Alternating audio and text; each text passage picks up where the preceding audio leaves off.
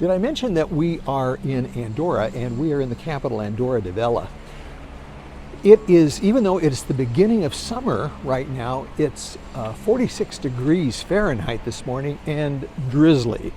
So, number one, I don't know. Of course, it's all regional, but you know, they keep saying Spain's in this big drought and it's so hot, but you know, we're not seeing that up here in the Pyrenees. Okay, we've just done a little bit of shopping. Did I happen to mention that Andorra is a shopping mecca? And that is mostly in part because everything is duty-free, because the very clever Andorrans have no taxes, and so they are able to offer goods from all over Europe here at bargain prices. So the place is full of French and Spanish and maybe other people like us who are just on the constant search for bargains, including the lovely Tanya here, who's already snagged some bargains this morning. All right, let's keep going on. We've some of the highlights of Andorra. We already saw yesterday the bell tower and the church, the main cathedral. Now the other things are hiking above the town here. Well, we're not going to do that today because it's a little rainy and crappy. And the other thing is Caldera, which is this giant spa and reputedly the largest spa in Europe. And everybody says, oh, you must go there. So we'll just see if we have enough time today. But right now we're going to the other attraction, which is the Parliament. I think it's this. Andorra is a principality, but doesn't have just one prince. It has two, and it rotates. So it's not hereditary. The two princes are whoever is the president of France and the Bishop of Urquell, which is on the Spanish side. So currently Macron is not only president of France, but he's also the Prince of Andorra, which is an interesting sidelight, as well as the ecclesiastical prince, the Bishop of Urquell, which is the town that we were in yesterday getting on the bus to come here. All right, we're on our way to the Parliament, which seats the representatives of the 11 districts here in Andorra. You can see what a typical early summer day is here in beautiful Andorra. It is beautiful, but the weather can be iffy, as we've discovered. We're just getting this constant drizzle in our face, which reminds us a little bit of the Oregon coast at sometimes. There is the one of the highlights of Andorra, the famous bell tower, which you'll see in all kinds of tourist literature saying, come to beautiful Andorra and see the famous tower. So here it is, the famous Church of Saint Esteve, excuse me. And now we're heading over to the Parliament. You know, Andorra is one of these places that's kind of like Monaco in a way, except there's no harbor for your yacht, and the weather isn't as nice. But if I was some famous person and wanted to just kind of be a kind of a recluse, or if I was a Russian oligarch trying to just kind of hide out from drones maybe, I would consider Andorra as a location. And you can see that outside restaurants, the menu is also in Russian. So there is something going on here that we don't know all about, Tanya. This is the Parliament building, and it's under a little bit of restoration here on the side, but it's just really a classic old building. I guess this building dates from, I believe, the 13th century, Tanya. Okay.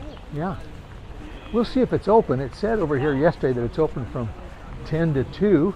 And yes, indeed, the door is open. So let's go inside and...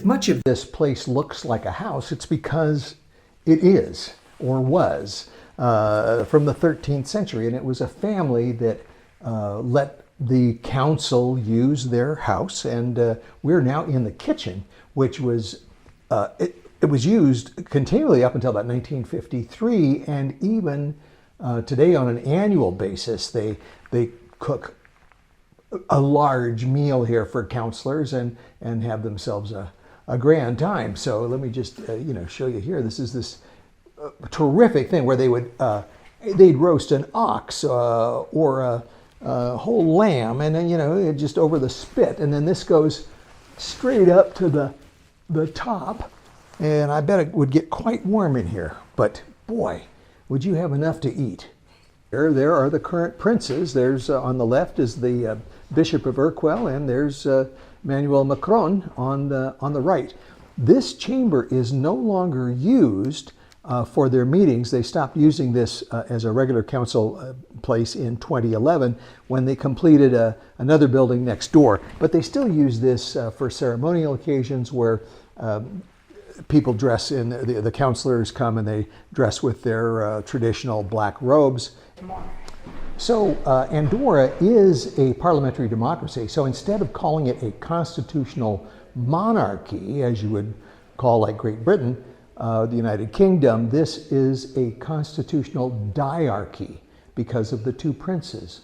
It's a term I've never heard before.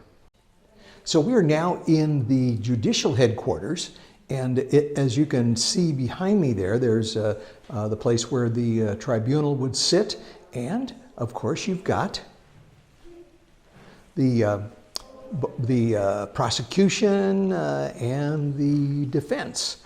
Or vice versa. But anyway, you've got both sides here, and then of course in the dock where someone would be making their case. So it's really fascinating. And this building is about 400 years old. And this building, it's noted, is the real cultural heart of Andorra.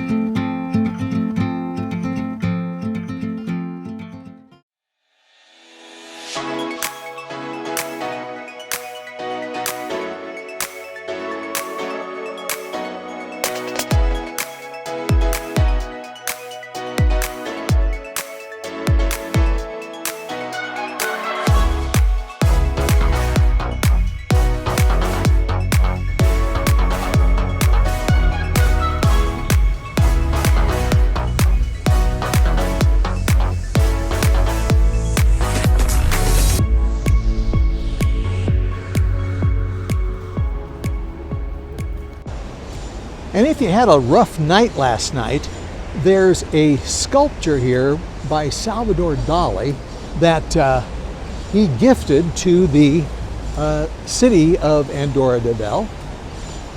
And it's in typical Dali fashion, it's kind of twisted. So it's a clock, of course it doesn't work, it's a sculpture. And I'm not sure what the naked lady over here with a bed sheet around her, she's trying to remember where she spent the night. And this guy over here, oh no, it's an angel. I guess this is what she used to be, but now she regrets her decision. She didn't know who she woke up with, and oh man, it's just, it's a lot of problems. We're getting ready to leave Andorra this morning, and I just want to mention how nice people are here in Andorra. For the most part, out of everybody we've met, there was only one sourpuss, and who wasn't going to be very helpful, and that's all there was to it. But other than that, everybody has been so nice. And when you're not only older, but you're a foreigner, you're in a place you don't speak any of the languages here, or at least to any communicable degree, people have been so understanding and helped us try to figure things out when they really didn't have to. We missed the bus that we were supposed to be on this morning because, where we thought it was going to be picking us up was the wrong place. So there was a 2-hour delay to take the next bus. But I called the bus company. They explained to me. They were very sweet. They even called me back to make sure that we had gotten our ticket changed for the next one. Who does that? Can you imagine Greyhound doing something like that, or I don't know, Amtrak or anything like that? It just is amazing, and people here are just, you know, they're a little more laid back. It's Europe, you know, they're not. They have their own problems, of course, but they're not subject to the same kind of baloney issues that we have to deal with every day in the United States. They just kind of go along. I mean, they have no taxes. People keep coming in and spending money. Life is good. So, and they don't, you know, I'm sure they have subsidized health and everything else. So, you know, what's to worry? They're not going to get rich, but who cares? Anyway, so that's it today from Andorra. We're on to our next location, which is Lleida, Spain, and we'll tell you more about that in the next video. Thank you very much for watching. See you next time.